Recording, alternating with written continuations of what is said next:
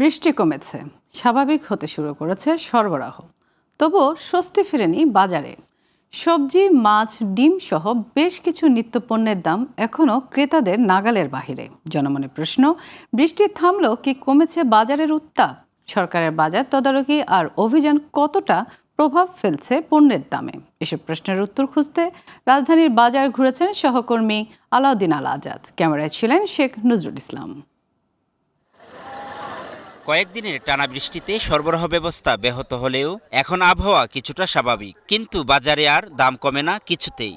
সংসার চালাতে হিমশিম খাচ্ছেন সাধারণ মানুষ। এর শেষ কোথায়? কবে আসবে বাজারে স্বস্তি? জানেন না এই ক্রেতা। মানুষ কি করে খাইব আর কি করে চলবে? মানুষের তো কামাই রুজি থাকতে হবে। ইলিশ মাছ ৩,০০০ টাকা কেজি কেরা খায়? যারা বাড়িওয়ালা আছে, যারা চাকরিজীবী আছে, হারা খাইতে পারে। সরকারি সংস্থাগুলোর নিয়মিত বাজার তদারকি, মূল্য তালিকা যাচাই এবং ভ্রাম্যমাণ আদালতের অভিযান অব্যাহত রয়েছে।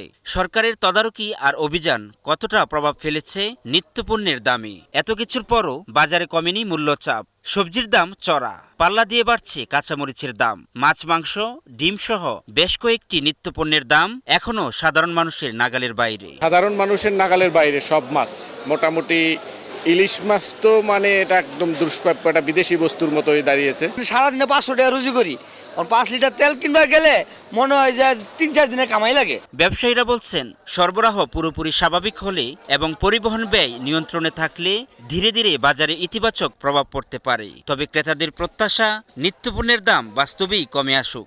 বিভিন্ন সাইডে মনে করো বন্যার কারণে পানি উঠছে, অনেক খামার বন্ধ হয়ে গেছে, এই কারণে মালের কাইসে যাব, যার কারণে দামটা একটু বাড়তে পারে। গত সপ্তাহে লাল ডিমের ডজন ছিল 125-130 টাকা।